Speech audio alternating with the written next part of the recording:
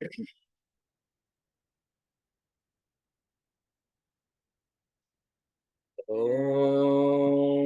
भद्रं कर्णेभिः शृणुयाम देवाः भद्रं पश्येमाक्षभिर्यजत्राः स्थिरैरङ्गैस्तुष्टुवागुंसस्तनूभिः व्यशेम देवहितं यदायुः स्वस्ति न इन्द्रो वृद्धश्रवाः स्वस्ति नः पूषा विश्ववेदाः स्वस्ति नस्तार्क्ष्यो अरिष्टनेमिः स्वस्ति नो बृहस्पतिर्दधातु ॐ शान्तः शान्तः शान्तिः हरिः ॐ श्रीगुरुभ्यो नमः हरिः ॐ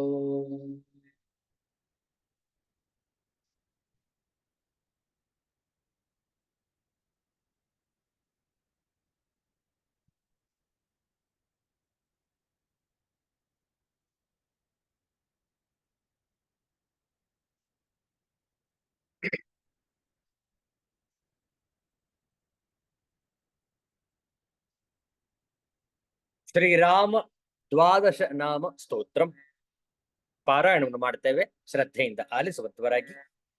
ಶ್ರೀರಾಮ ದ್ವಾದಶ ನಾಮ ಸ್ತೋತ್ರಂ.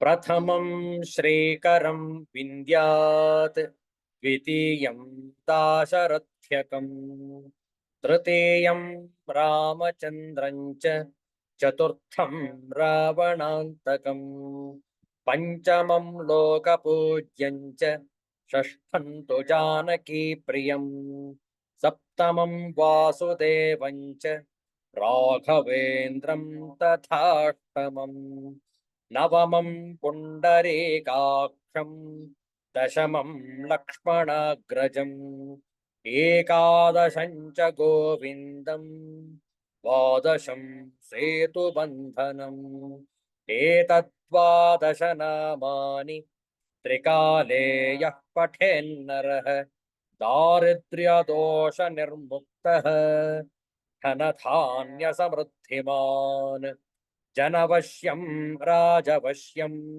ಸರ್ವಕಾರ್ಯಫಲಂ ಲಭೇತ್ ಅರ್ಧರಾತ್ರ ಜಪೇನ್ ನಿತ್ಯಂ ಸರ್ವದುಃಖ ವಿನಾಶನಂ ಇತಿ ಬ್ರಹ್ಮಾಂಡ ಪುರಾಣೇ ಬ್ರಹ್ಮನಾರದ ಸಂವಾದೆ ಶ್ರೀರಾಮದ್ವಾದಶ ನಾಮ ಸ್ತೋತ್ರಂ ಸಂಪೂರ್ಣಂ.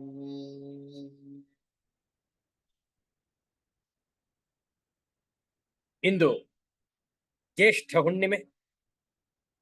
ಸತ್ಯನಾರಾಯಣ ವ್ರತವನ್ನು ಅನೇಕರು ಆಚರಿಸುತ್ತಿರಬಹುದು. ಒಂದು ಸತ್ಯನಾರಾಯಣನ ಭಜನೆಯನ್ನು ಮಾಡೋಣ. ಹೇಳ್ಕೊಡ್ತೇವೆ, ತಾವು ಪುನರಾವರ್ತಿಸಬಹುದು. ಪ್ರಾರಂಭದಲ್ಲಿ ಧ್ಯಾನ ಶ್ಲೋಕ. ಶಾಂತಾಕಾರಂ ಭುಜಗಶಯನಂ ಪದ್ಮನಾಭಂ ಸುರೇಶಂ ವಿಶ್ವಾಧಾರಂ ಗಗನ ಸದೃಶಂ ಮೇಘವರ್ಣಂ ಶುಭಾಂಗಂ ಲಕ್ಷ್ಮೀಕಾಂತಂ ಕಮಲನಯನಂ ಯೋಗಿಭಿರ್ಧ್ಯಾನಗಮ್ಯಂ ವಂದೇ ವಿಷ್ಣುಂ ಭವಭಯಹರಂ ಸರ್ವಲೋಕೈಕನಾಥಂ ಸರ್ವಲೋಕೈಕನಾಥಂ.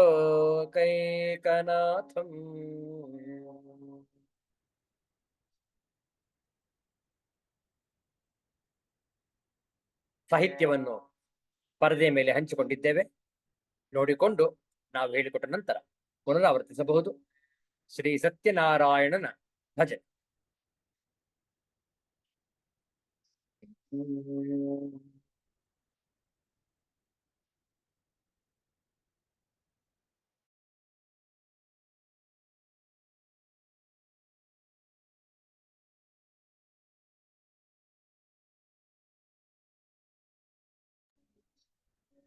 ಸತ್ಯನಾರಾಯಣ ಬದರಿ ನಾರಾಯಣ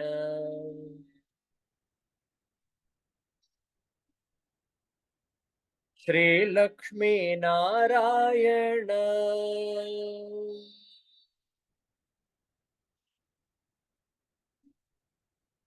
ನಾರಾಯಣ ಹರಿ ನಾರಾಯಣ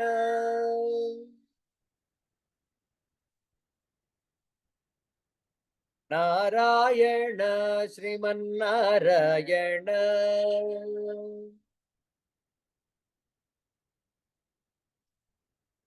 ಸತ್ಯನಾರಾಯಣ ಬದರಿ ನಾರಾಯಣ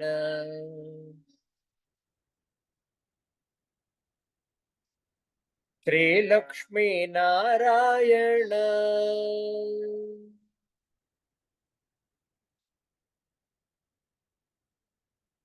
ವೇದಾಂತ ರೂಪನೆ ನಾರಾಯಣ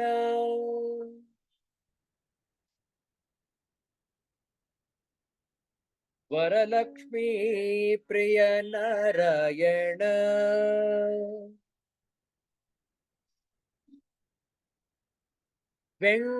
ವೆಂಕಟರಮಣನೆ ನಾರಾಯಣ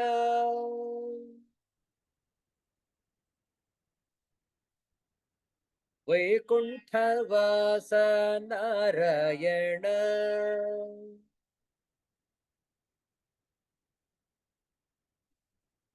ಸತ್ಯನಾರಾಯಣ ಬದರಿ ನಾರಾಯಣ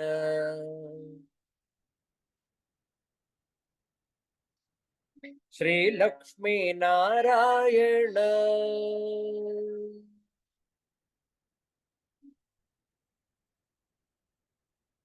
ಮುರಳಿ ನಾದವು ನೀನೇ ನಾರಾಯಣ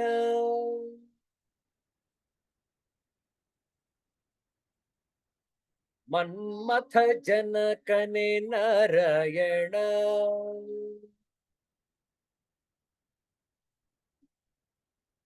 ಮಂತ್ರಘೋಷವು ನೀನೇ ನಾರಾಯಣ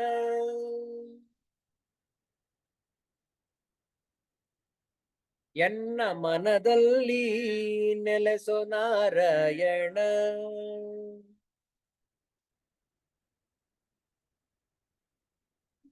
ಸತ್ಯನಾರಾಯಣ ಬದರಿ ನಾರಾಯಣ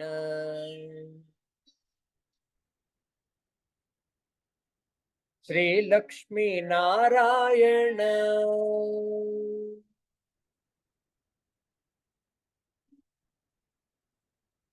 ನಾರಾಯಣ ಹರಿ ನಾರಾಯಣ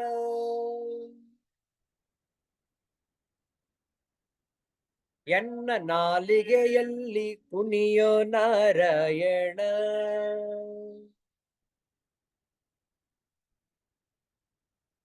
ನಾರದ ಪ್ರಿಯ ಹರಿ ನಾರಾಯಣ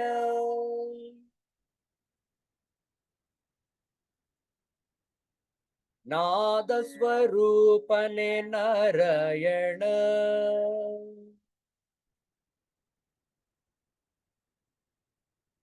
ಸತ್ಯನಾರಾಯಣ ಬದರಿ ನಾರಾಯಣ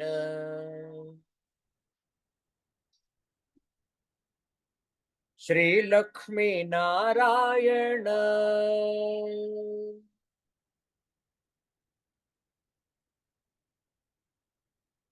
ಸಾಸಿರ ನಾಮನೆ ನಾರಾಯಣ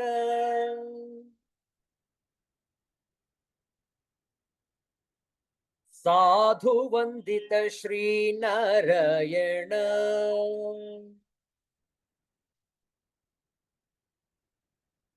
ಸಂತಾಪ ಹರಿಸೋ ನಾರಾಯಣ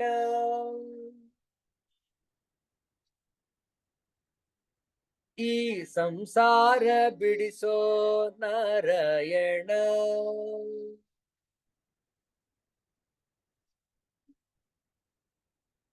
ಸತ್ಯನಾರಾಯಣ ಬದರಿ ನಾರಾಯಣ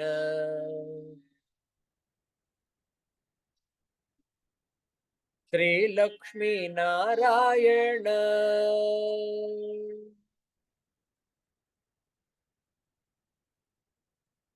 ಭಕ್ತರ ಬಂಧುನಿ ನಾರಾಯಣ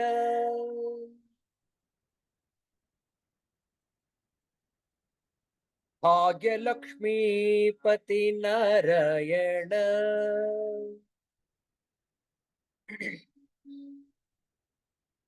भवबंधन हरिसो नारायण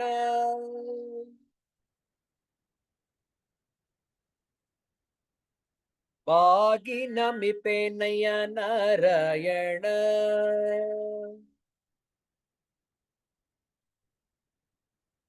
सत्यनारायण बदरी नारायण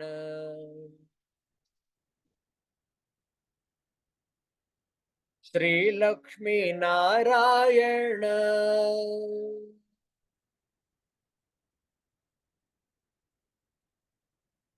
नारायण हरि नारायण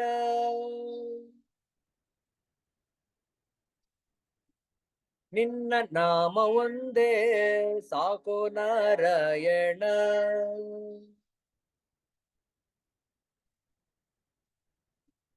ಸತ್ಯನಾರಾಯಣ ಬದರಿ ನಾರಾಯಣ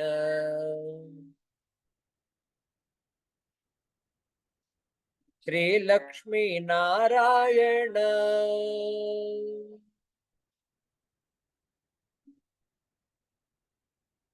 ನಾರಾಯಣ ಹರಿ ನಾರಾಯಣ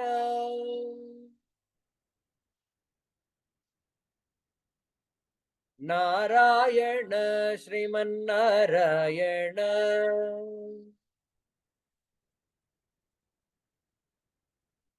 ನಾರಾಯಣ ಶ್ರೀಮನ್ನಾರಾಯಣ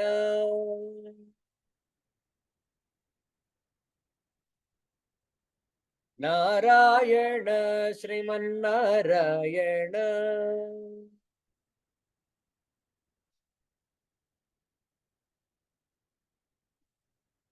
ಸಿದ್ಧಾಂತ ಅವಧೂತ ಚಿಂತನ ಶ್ರೀ ಗುರುದೇವ ದತ್ತ ಜಯ ಜಯ ರಘುವೀರ ಸಮರ್ಥ ಗೋವಿಂದ ನಾಮ ಸಂಕೀರ್ತನಂ ಗೋವಿಂದ ಗೋವಿಂದ ಶ್ರೀ ಸದ್ಗುರುನಾಥ್ ಮಹಾರಾಜ್ ಕಿ ಜಯ.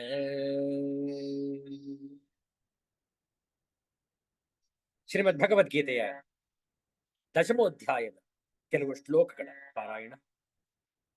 ತಮ್ಮ ಪವಿತ್ರವಾದ ಶ್ರೀಮದ್ ಭಗವದ್ಗೀತೆಯ ಗ್ರಂಥವನ್ನು ತಮ್ಮ ಮುಂದೆ ಇಟ್ಟುಕೊಂಡಿದ್ದೀರಿ ಅಂತ ಹೇಳಿ ಭಾವಿಸ್ತೇವೆ. ಪ್ರಾರಂಭದ ಶ್ಲೋಕದಿಂದ ಇಲ್ಲಿವರೆಗೂ ಹೇಳೋಣ. 8ನೇ ಶ್ಲೋಕ ಹೇಳ್ಬೇಕಲ್ವಾ? ಪ್ರಾರಂಭದ ಶ್ಲೋಕದಿಂದ 8ನೆಯ ಶ್ಲೋಕದವರೆಗೆ ಒಟ್ಟಿಗೆ ಪಾರಾಯಣ ಮಾಡುವ. ಓಂ ಶ್ರೀ ಪರಮಾತ್ಮನೇ ನಮಃ. ಅಥ ದಶಮೋಧ್ಯಾಯಃ ವಿಭೂತಿಯೋಗಃ. ಶ್ರೀ ಭಗವಾನುವಾಚ ಭೂಯ ಏವ ಮಹಾಬಾಹೋ ಶೃಣು ಮೇ ಪರಮಂ ವಚಃ ಯತ್ತೇಹಂ ಪ್ರೀಯಮಾಣಾಯ ವಕ್ಷ್ಯಾಮಿ ಹಿತಕಾಮ್ಯಯ ನ ಮೇ ವಿದುಃಸುರಗಣಾಃ ಪ್ರಭವಂ ನ ಮಹರ್ಷಯಃ ಅಹಮಾದಿರ್ಹಿ ದೇವಾನಾಂ ಮಹರ್ಷೇಣಾಂಚ ಸರ್ವಶಃ ಯೋ ಮಾಮಜಮನಾದಿಂಚ ವೇತ್ತಿ ಲೋಕಮಹೇಶ್ವರಂ ಅಸಂಮೂಢಃ ಸಮರ್ಥ್ಯೇಷು ಸರ್ವಪಾಪೈಃ ಪ್ರಮುಚ್ಯತೆ ಬುದ್ಧಿರ್ಜ್ಞಾನಮಸಂಮೋಹಃ ಕ್ಷಮಾ ಸತ್ಯಂ ದಮಃ ಶಮಃ ಸುಖಂ ದುಃಖಂ ಭವೋ ಭಾವಃ ಭಯಂ ಚಾಭಯಮೇವ ಚ ಅಹಿಂಸಾ ಸಮತಾ ತುಷ್ಟಿಃ ತಪೋದಾನೈ ಯಶೋ ಯಶಃ ಭವಂತಿ ಭಾವಾ ಭೂತಾನಾಂ ಮತ್ತ ಏವ ಪೃಥಕ್ ವಿಧಾಃ महर्षयः सप्त पूर्वे चत्वारो मनवस्तथा मद्भावा मानसा जाताः येषां लोक इमाः प्रजाः एतां विभूतिं योगं च मम यो वेत्ति तत्त्वतः सोऽविकम्पेन योगेन युज्यते नात्र संशयः अहं सर्वस्य प्रभवः मत्तः सर्वं प्रवर्तते इति मत्वा भजन्ते मां बुधा भावसमन्विताः ॐ शान्ति शान्ति शान्तिः हरिः ॐ श्रीगुरुभ्यो नमः हरिः ॐ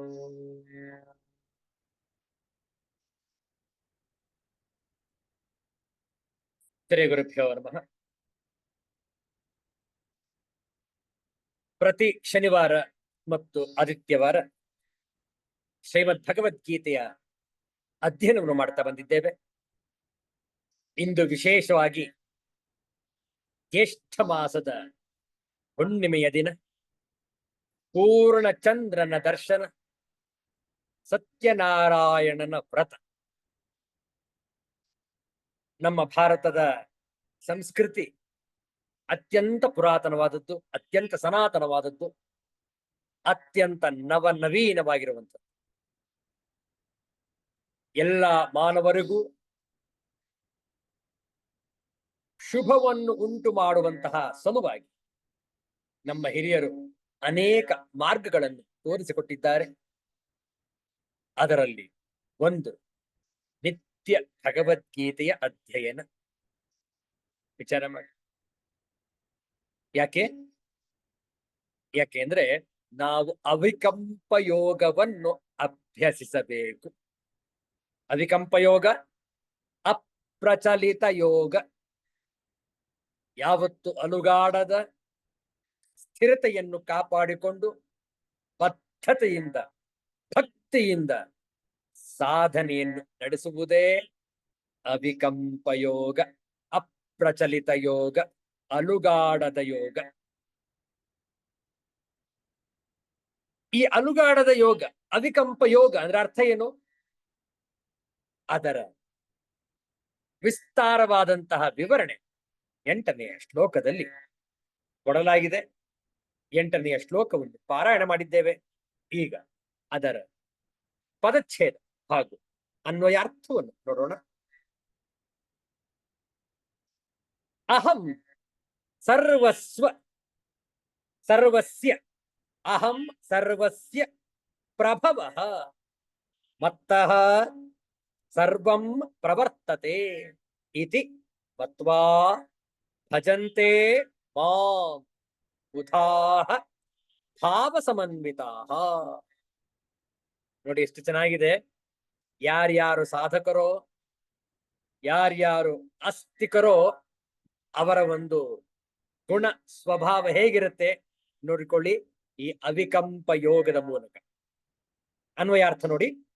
ಅಹಂ ಸರ್ವಸ್ಯ ಪ್ರಭವಃ, ವಾಸುದೇವನಾದ ನಾನೇ ಸಮಸ್ತ ಜಗತ್ತಿನ ಉತ್ಪತ್ತಿಗೆ ಕಾರಣನಾಗಿದ್ದೇನೆ.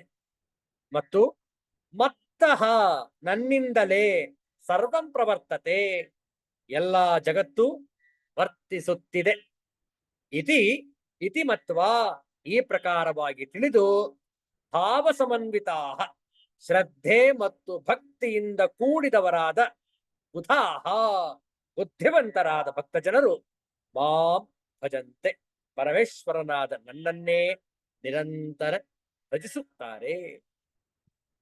ತಾತ್ಪರ್ಯ ನೋಡಿ. ವಾಸುದೇವನಾದ ನಾನೇ ಸರ್ವ ಜಗತ್ತಿನ ಉತ್ಪತ್ತಿಗೆ ಕಾರಣವಾಗಿದ್ದೇನೆ ಮತ್ತು ನನ್ನಿಂದಲೇ ಇಡೀ ಜಗತ್ತು ವರ್ತಿಸುತ್ತಾ ಇದೆ. ಹೀಗೆ ತಿಳಿದುಕೊಂಡು ಶ್ರದ್ಧಾ ಭಕ್ತಿಯಿಂದ ಕೂಡಿದ ಬುದ್ಧಿವಂತರಾದ ಭಕ್ತರು ಪರಮೇಶ್ವರನಾದ ನನ್ನನ್ನೇ ಭಜಿಸುತ್ತಾರೆ. ಈ 8ನೆಯ ಶ್ಲೋಕದಲ್ಲಿ ಅವಿಕಂಪ ಯೋಗದ ವರ್ಣನೆ ಇದೆ. ಯಾವಾಗ ನಾವು ಭಗವಂತನ ಅಸ್ತಿತ್ವದಲ್ಲಿ ಸಂಪೂರ್ಣ ಶ್ರದ್ಧೆಯನ್ನು ಇಟ್ಟುಕೊಂಡಿರ್ತೀವಿಯೋ, ನಾವು ನಿರಂತರ ಸಾಧನಾ ಪಥದಲ್ಲಿ, ಸನ್ಮಾರ್ಗದಲ್ಲಿ ಸಾತ್ವಿಕವಾಗಿ ಮುನ್ನಡೆಯುತ್ತಿದ್ದೇವೆ. ಆದ್ದರಿಂದಲೇ ನಮಗೆ ಹೆಸರು ಆಸ್ತಿಕರು. ಹೌದಲ್ಲ? ಆಸ್ತಿಕರು ಅಂದ್ರೆ ಕೇವಲ ಭಗವಂತನಲ್ಲಿ ನಂಬಿಕೆ ಇಟ್ಟುಕೊಂಡಿರುವವರು ಅಂತ ಮಾತ್ರ ಅರ್ಥವಲ್ಲ. ಆಸ್ತಿಕರು ಅಂತಂದ್ರೆ ಶಾಸ್ತ್ರದಲ್ಲಿ ದೃಢವಾದ ಶ್ರದ್ಧೆ ಉಳ್ಳವರು ಅಂತ ಅರ್ಥ. ಭಗವಂತನ ಅಸ್ತಿತ್ವದಲ್ಲಿ ನಮಗೆ ನಿಮಗೆ ಯಾವ ಸಂದೇಹವೂ ಇಲ್ಲ. ಹೌದಲ್ಲ? ನಮಗೆ ಭಗವಂತನ ಸಾಕ್ಷಾತ್ಕಾರವಾಗಿರಲಿ ಆಗದೇ ಇರಲಿ, ಆದರೂ ನಾವು ಶ್ರದ್ಧೆಯಿಂದ ನಂಬಿದ್ದೇವೆ. ಭಗವಂತನ ಅಸ್ತಿತ್ವವನ್ನು ಅಲ್ಲಗಳೆಯುವುದಿಲ್ಲ. ಹೌದಲ್ಲ? ಹಾಗೆಯೇ ಶಾಸ್ತ್ರವನ್ನು ಅಧ್ಯಯನ ಮಾಡ್ತೇವೆ. ಶಾಸ್ತ್ರದಲ್ಲಿ ಶ್ರದ್ಧೆ ಇರುವುದರಿಂದ ನಮಗೆ ನಿಮಗೆ ಹೆಸರು ಆಸ್ತಿಕರು. ಆಸ್ತಿ ಅಂದ್ರೆ ಅರ್ಥ ಏನು? ನಮ್ಮ ಕನ್ನಡದ ಆಸ್ತಿ ಅಲ್ಲ. ಆಸ್ತಿ ಅಂದ್ರೆ ಪ್ರಾಪರ್ಟಿ ಅಂತ ಅರ್ಥ ಕನ್ನಡದಲ್ಲಿ. ಆದರೆ ಸಂಸ್ಕೃತದಲ್ಲಿ ಆಸ್ತಿಕ ಅಂತಂದ್ರೆ ಯಾರು ಅಸ್ತಿ ಅಸ್ತಿ ಎಂದು ಹೇಳುವರೋ ಅವರೆಲ್ಲರೂ ಆಸ್ತಿಕರು. ನೋಡಿ, ಅಸ್ತಿ ಅಂದ್ರೆ ಅರ್ಥ ಏನು? ಸಂಸ್ಕೃತದಲ್ಲಿ ಅಸ್ತಿ ಅಂದರೆ ಇದ್ದಾನೆ, ಇದ್ದಾಳೆ, ಇದೆ. ಯಾವುದಾದ್ರೂ ಲಿಂಗವನ್ನು ತೆಗೆದುಕೊಳ್ಳಿ. ಹೌದಲ್ಲ? ರಾಮ ಅಸ್ತಿ, ರಾಮನು ಇದ್ದಾನೆ. ದುರ್ಗಾ ಅಸ್ತಿ, ದುರ್ಗಾ ಇದ್ದಾಳೆ. ವಾಹನಂ ಅಸ್ತಿ, ವಾಹನ ಇದೆ. ಇದ್ದಾನೆ, ಇದ್ದಾಳೆ, ಇದೆ. ಯಾವ ಲಿಂಗ ಬೇಕಾದರೂ ತೆಗೆದುಕೊಳ್ಳಿ. ಯಾವಾಗ ನಾವು ಭಗವಂತನಿದ್ದಾನೆ ಎಂದು ಹೇಳುತ್ತೇವೆಯೋ ನಾವೆಲ್ಲರೂ ಆಸ್ತಿಕರು. ನ ಅಸ್ತಿ ನ ಅಸ್ತಿ, ಇಲ್ಲ ಇಲ್ಲ, ಯಾವುದೇ ಭಗವಂತನ ಅಸ್ತಿತ್ವ ಇಲ್ಲ ಎಂದು ಹೇಳುವವರು ನಾಸ್ತಿಕರು. ನ ಅಸ್ತಿ ಎಂದು ಹೇಳುವವರು ನಾಸ್ತಿಕರು. ಅಸ್ತಿ ಅಸ್ತಿ ಅಸ್ತಿ ಎಂದು ಹೇಳುವವರು ಆಸ್ತಿಕರು. ನೋಡಿ, ಅವಿಕಂಪ ಯೋಗ ನಮಗೆ ನಿತ್ಯ ನಿರಂತರ ಭಗವಂತನ ಧ್ಯಾನ. ಕೆಲವರು ನಾಮ ಸ್ಮರಣೆ ಅಂತಾರೆ, ಭಗವಂತನ ಸ್ಮರಣೆ ಅಂತಾರೆ. ಸ್ಮರಣೆ ಯಾಕೆ? ಯಾಕೆಂದ್ರೆ ನಾವು ಮರ್ತೋಗಿದ್ವು, ಆದ್ರಿಂದ ನೆನಪು ಮಾಡಿಕೊಳ್ಬೇಕು. ಹೌದಲ್ಲ? ಏನ್ ಮಾಡೋದು? ಆ ಸಂಸಾರದ ಜಂಜಾಟದಲ್ಲಿ ನಮಗೆ ಮರೆವು. ಯಾವುದರ ಮರೆವು? ಭಗವಂತನ ಅಸ್ತಿತ್ವದ ಮರೆವು. ಭಗವಂತನ ಅಸ್ತಿತ್ವ ಇರ್ಲಿ, ನಮ್ಮ ಉಸಿರಾಟವನ್ನೇ ನಾವು ಮರೆತು ಬಿಡ್ತೇವೆ. ಹೌದಲ್ಲ? ಉಸಿರಾಡ್ತಾ ಇದ್ದೇವೆ ಅಂತನೂ ಕೂಡ ಗೊತ್ತಿಲ್ಲ. ನಿನ್ನೆ ದಿವಸ ಜೂನ್ 21 ಅಂತಾರಾಷ್ಟ್ರೀಯ ಯೋಗ ದಿನಾಚರಣೆ ನಡೆಸುವಾಗ, ಪ್ರಾಣಾಯಾಮ ನಡೆಸುವಾಗ ನಮಗೆ ಜಾಗೃತವಾಯ್ತು. ಓಹೋ, ಉಸಿರಾಟ ನಡೀತಾ ಇದೆ, ನಾನು ನಿಧಾನವಾಗಿ ಉಸಿರಾಡಬೇಕು, ಪ್ರಾಣಾಯಾಮವನ್ನು ಅಭ್ಯಾಸ ಮಾಡಬೇಕು. ಹೌದಲ್ಲ? ನಿಧಾನವಾಗಿ ಉಸಿರಾಡುವ ಪ್ರಯತ್ನ. ನಮಗೆ ಆ ಉಸಿರಾಟದ ಕಡೆ ಗಮನವೇ ಇರೋಲ್ಲ. ಯಾವಾಗಾದ್ರೂ ಪ್ರಾಣಾಯಾಮ ಅಂದಾಗ ಓಹೋ ಅಂತ ಹೇಳಿ ನಾಸಿಕಾಗ್ರ ಮುದ್ರ ಧಾರಣೆಯನ್ನು ಮಾಡಿ ಮೂಗು ಮುಚ್ಚಿಕೊಂಡು ಒಂದು ಹೊಳ್ಳೆಯನ್ನು ತೆಗೆದುಕೊಳ್ಳೋದು, ಇನ್ನೊಂದು ಹೊಳ್ಳೆಯನ್ನು ಬಿಡೋದು, ಈ ರೀತಿ ಅಭ್ಯಾಸ ಮಾಡಿದಾಗ ಉಸಿರಾಟದ ನೆನಪು, ಗಮನ, ಅಲ್ಲಿಯವರೆಗೆ ಉಸಿರಾಟದ ಮರವು ಇರುತ್ತೆ ನಮಗೆ. ಹೌದಲ್ಲ? ಎಷ್ಟು ನಿರಂತರ ಉಸಿರಾಡ್ತಾ ಇದ್ದೇವೆ, ಮರ್ತೆ ಹೋಗಿರುತ್ತೆ ಉಸಿರಾಡ್ತಾ ಇದ್ದೀವಿ ಅಂತ. ಕಾರಣ ನಮಗೆ ಲೌಕಿಕದಲ್ಲಿ, ಭೋಗದಲ್ಲಿ, ಪ್ರಪಂಚದಲ್ಲಿ ಅತಿಯಾದ ಆಸಕ್ತಿ, ಅತಿಯಾದ ಒಲವು. ವಿಚಾರ ಮಾಡಿ. ಅದನ್ನೇ ನಾವು ಪರಮಾತ್ಮನಿಗೆ ತಿರುಗಿಸಬೇಕು, ಅಂತರ್ಮುಖರಾಗಬೇಕು. We need to introspect ourselves, turn the mind inwards and experience the existence of the Almighty. existence of God, the presence of divinity. ನೋಡಿ, ಈ ಶ್ಲೋಕದ ಶಾಂಕರ ಭಾಷ್ಯವನ್ನು ನೋಡೋಣ. ಆದಿಶಂಕರಾಚಾರ್ಯರು ಅತ್ಯಂತ ಸುಂದರವಾಗಿ ವರ್ಣಿಸ್ತಾರೆ ಒಂದೊಂದು ಪದವನ್ನು ಕೂಡ. ಈ ಅವಿಕಂಪ ಯೋಗದ ವರ್ಣನೆ 8ನೇ ಶ್ಲೋಕ. ಕೀದೃಶೇನ ಅವಿಕಂಪೇನ ಯೋಗೇನ ಯುಜ್ಯತೆ ಇತಿ ಉಚ್ಯತೆ. ಎಂತಹ ಅಲುಗಾಡದ ಯೋಗದಿಂದ ಒಡಗೂಡುವನು ಎಂದರೆ ಭಗವಂತ ಹೇಳುತ್ತಾನೆ, ಅಹಂ ಪರಂ ಬ್ರಹ್ಮ ವಾಸುದೇವಾಖ್ಯಂ ಸರ್ವಸ್ಯ ಜಗತಃ ಪ್ರಭವಃ ಉತ್ಪತ್ತಿಃ ಮತ್ತ ಏವ ಸ್ಥಿತಿ ನಾಶ ಕ್ರಿಯಾ ಫಲಾಪೋ ಸ್ಥಿತಿ ನಾಶ ಕ್ರಿಯಾ ಫಲೋಪಭೋಗ ಲಕ್ಷಣಂ ವಿಕ್ರಿಯಾರೂಪಂ ಸರ್ವಂ ಜಗತ್ ಪ್ರವರ್ತತೆ ಇತಿ ಏವಂ ಮತ್ವಾ ಭಜಂತೆ ಸೇವಂತೆ ಮಾಂ ಬುಧಾಃ ಅವಗತ ಪರಮಾರ್ಥ ತತ್ವಾಃ ಭಾವ ಸಮನ್ವಿತಾಃ. ಭಾವಃ ಭಾವನಾ ಪರಮಾರ್ಥ ತತ್ವಾಭಿನಿವೇಶಃ ತೇನ ಸಮನ್ವಿತಾಃ ಸಂಯುಕ್ತಾಃ ಇತ್ಯರ್ಥಃ. ಎಷ್ಟು ಸುಂದರವಾಗಿ ವಿವರಿಸ್ತಾರೆ ನೋಡಿ. ಭಾಷ್ಯಾರ್ಥಂ ನೋಡೋಣ. ಅಹಂ ಪರಂ ಬ್ರಹ್ಮ ವಾಸುದೇವಾಖ್ಯಂ. ವಾಸುದೇವನೆಂಬ ಹೆಸರಿನ ಪರಬ್ರಹ್ಮವಾದ ನಾನು ಜಗತ್ತಿಗೆಲ್ಲಕ್ಕೂ ಪ್ರಭವವು ಎಂದರೆ ಉತ್ಪತ್ತಿಯನ್ನು ಉಂಟು ಮಾಡುವವನು. ಮತ್ತಃ ಏವ ನನ್ನಿಂದಲೇ ಇರುವುದು. ಸ್ಥಿತಿ ನಾಶ ಕ್ರಿಯಾ ಫಲೋಪಭೋಗ ಲಕ್ಷಣಂ. ಫಲ ಉಪಭೋಗ ಲಕ್ಷಣಂ. ನಾಶವಾಗುವುದು, ಕೆಲಸವನ್ನು ಮಾಡುವುದು, ಅದರ ಫಲವನ್ನು ಅನುಭವಿಸುವುದು ಎಂಬ ಮಾರ್ಪಾಡಿನ ರೂಪದಲ್ಲಿರುವ ಸಕಲ ಜಗತ್ತು ತನ್ನ ತನ್ನ ಕೆಲಸದಲ್ಲಿ ತೊಡಗುತ್ತಿರುವುದು. ಹೀಗೆಂದು ತಿಳಿದು ಇತಿ ಏವಂ ಮತ್ವಾ ಭಜಂತೆ ಸೇವಂತೆ. ಹೀಗೆಂದು ತಿಳಿದು ಬುಧರು ಎಂದರೆ ಪರಮಾರ್ಥದ ತತ್ವವನ್ನು ಅರಿತುಕೊಂಡಿರುವವರು ಭಾವ ಸಮನ್ವಿತರಾಗಿ. ಭಾವವೆಂದರೆ ಭಾವನೆಯು ಪರಮಾರ್ಥ ತತ್ವದಲ್ಲಿಯೇ ಹೆಚ್ಚಿನ ಅಭಿಮಾನವು. ಅದರಿಂದ ಸಮನ್ವಿತರಾಗಿ ಎಂದರೆ ಅದರಿಂದ ಒಡಗೂಡಿ ನನ್ನನ್ನು ಭಜಿಸುತ್ತಾರೆ, ಸೇವಿಸುತ್ತಾರೆ ಎಂದರ್ಥ. ಎಷ್ಟು ಚೆನ್ನಾಗಿದೆ ನೋಡಿ. ಭಗವದ್ಗೀತೆಯನ್ನು ನಾವು ಅಧ್ಯಯನ ಮಾಡಿದಾಗ ಭಗವಂತನ ಅಸ್ತಿತ್ವವನ್ನು ತಿಳಿದುಕೊಳ್ತೇವೆ. ಭಗವಂತನೇ ಎಲ್ಲವೂ ಎಂದು ದೃಢವಾಗಿ ಅನುಭವಿಸುತ್ತೇವೆ, ಅನುಭಾವಿಸುತ್ತೇವೆ. ಹೌದಲ್ಲ? ಆದ್ರಿಂದ ನಾವು ಆಸ್ತಿಕರು, ನಾವು ಭಾರತೀಯರು. ಭಾರತೀಯರ ಗುರು ಅಂತಂದ್ರೆ ಅವರು ದೇವರ ಸನ್ನಿಧಾನವನ್ನು ಹೆಚ್ಚಾಗಿ ಕಂಡವರು ಅಂತ ಅರ್ಥ. ಭಾರತೀಯರಿಗೆ ಯಾಕೆ ಇಡೀ ಜಗತ್ತಿನಲ್ಲಿ ಗೌರವವೆಂದರೆ ಅವರು ಅಧ್ಯಾತ್ಮ ಸಾಧಕರು. ಭಾರತೀಯರ ಪರಂಪರೆ ವಿಶೇಷವಾಗಿದೆ. ಅವರ ಹಿರಿಯರು, ಅವರ ಒಂದು ಮನೆತನವು ಸಂಸ್ಕಾರದಿಂದ ಕೂಡಿದೆ. ಆದ್ರಿಂದ ಪ್ರತಿಯೊಬ್ಬ ಭಾರತೀಯರಿಗೂ ನಾವು ನಮಸ್ಕರಿಸುತ್ತೇವೆ ಎನ್ನುತ್ತಾರೆ ಇಡೀ ವಿಶ್ವದ ಜನ. ವಿಚಾರ ಮಾಡಿ. ಅದಕ್ಕೆ ಅರ್ಹತೆ ನಾವು ಗಳಿಸ್ಕೊಳ್ಬೇಕಾದ್ರೆ ಪ್ರತಿನಿತ್ಯ ನಾವು ಭಗವದ್ಗೀತೆ ಅಧ್ಯಯನ ಮಾಡಬೇಕು. ಹಾಗೆ ಭಗವದ್ಗೀತೆ ಮಹತ್ವವನ್ನು ಮತ್ತೊಬ್ಬರಿಗೆ ತಿಳಿಸಬೇಕು. ಮುಂದಿನ ಶ್ಲೋಕ ನೋಡೋಣ. 9ನೇ ಶ್ಲೋಕ. ಭಗವದ್ಗೀತೆಯ 10ಮೋಧ್ಯಾಯದ 9ನೆಯ ಶ್ಲೋಕ. ಒಟ್ಟಿಗೆ ಪಾರಾಯಣ ಮಾಡುವ 2.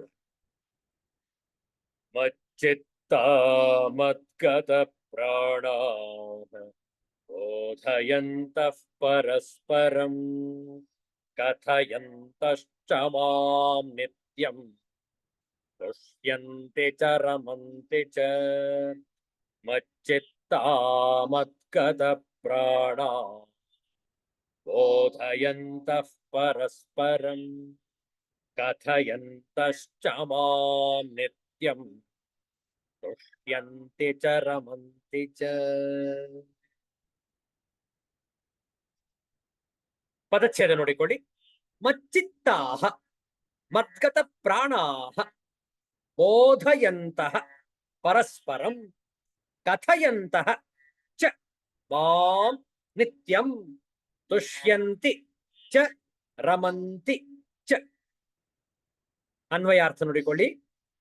ಮಚ್ಚಿತ್ತಾಹ ನಿರಂತರ ನನ್ನಲ್ಲಿ ಮನಸ್ಸನ್ನು ಇಟ್ಟುಕೊಂಡಿರುವವರು, ತೊಡಗಿಸುವವರು, ಮತ್ತು ಮದ್ಗತ ಪ್ರಾಣ ನನ್ನಲ್ಲೇ ಪ್ರಾಣಗಳನ್ನು ಅರ್ಪಿಸುವ ಭಕ್ತ ಜನರು.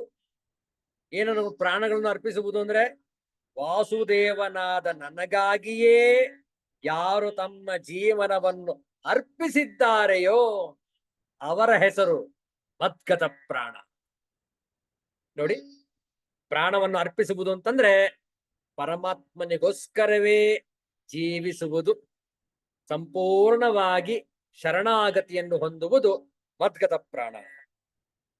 ಪರಸ್ಪರಂ ಬೋಧಯಂತಹ, ಪರಸ್ಪರ ನನ್ನ ಭಕ್ತಿಯ ಚರ್ಚೆಯ ಮೂಲಕ ನನ್ನ ಪ್ರಭಾವವನ್ನು ತಿಳಿಸಿಕೊಡುತ್ತಾ, ಕಥೆಯಂತಹ ಚ ಗುಣ ಮತ್ತು ಪ್ರಭಾವ ಸಹಿತ ನನ್ನ ಕಥೆಗಳನ್ನು ಹೇಳಿಕೊಳ್ಳುತ್ತಲೇ, ನಿತ್ಯಂ ತುಷ್ಯಂತಿ ನಿರಂತರ ಸಂತುಷ್ಟರಾಗಿರುತ್ತಾರೆ, ಸಂತೋಷವಾಗಿರುತ್ತಾರೆ, ಚ ಮತ್ತು ಮಾಂ ರಮಂತಿ ವಾಸುದೇವನಾದ ನನ್ನಲ್ಲೇ ನಿರಂತರ ರಮಿಸುತ್ತಾರೆ. ನೋಡಿ, ಸರ್ವೇಷು ಹೃದಯೇಷು ರಮಂತೆ ಇತಿ ರಾಮ. ರಾಮನ ಹೆಸರೇ ಸರ್ವೇಷು ಹೃದಯೇಷು ಮನಸಿ ರಮಂತಿ. ಚೆನ್ನಾಗಿದೆ. ತಾತ್ಪರ್ಯ ನೋಡೋಣ. ನಿರಂತರವಾಗಿ ನನ್ನಲ್ಲಿ ಮನಸ್ಸನ್ನು ಇಟ್ಟುಕೊಂಡಿರುವ, ತೊಡಗಿಸಿರುವ ಮತ್ತು ನನ್ನಲ್ಲೇ ಪ್ರಾಣಗಳನ್ನು ಅರ್ಪಿಸಿರುವ ಭಕ್ತರು ನನ್ನ ಭಕ್ತಿಯ ಚರ್ಚೆಯಿಂದ ತಮ್ಮ ತಮ್ಮಲ್ಲಿ ನನ್ನ ಪ್ರಭಾವವನ್ನು ತಿಳಿಸಿಕೊಡುತ್ತಾ, ಹಾಗೆಯೇ ಗುಣ ಮತ್ತು ಪ್ರಭಾವ ಸಹಿತ ನನ್ನ ಕಥಾ ಕೀರ್ತನೆ ಮಾಡುತ್ತಾ ನಿರಂತರ ಸಂತುಷ್ಟರಾಗುತ್ತಾರೆ ಹಾಗೂ ವಾಸುದೇವನಾದ ನನ್ನಲ್ಲೇ ಸದಾ ಕಾಲ ರಮಿಸುತ್ತಾರೆ. ನೋಡಿ ಎಷ್ಟು ಸೊಗಸಾಗಿದೆ. ಅದಕ್ಕೆ ನಮಗೆ ಯಾವಾಗ್ಲೂ ಮನಸ್ಸಿಗೆ ಗೋಚರವಾಗೋದು ಹೇಗೆ ಅಂತಂದ್ರೆ, ಇಂದಿನ ಕಾಲ ಆಧ್ಯಾತ್ಮಿಕವಾಗಿ ಹೆಚ್ಚು ತೊಡಗಿಸಿಕೊಳ್ಳುವುದಿಲ್ಲ ಜನರು. ಕೊಡ್ತಾರೆ ಅಧ್ಯಾತ್ಮಕ್ಕೆ, ಸಂಧ್ಯಾ ವಂದನೆಗೆ, ಪೂಜೆಗೆ ಸಮಯ ಕೊಡ್ತಾರೆ, ಎಲ್ಲೋ ಅಲ್ಪ ಸಮಯ.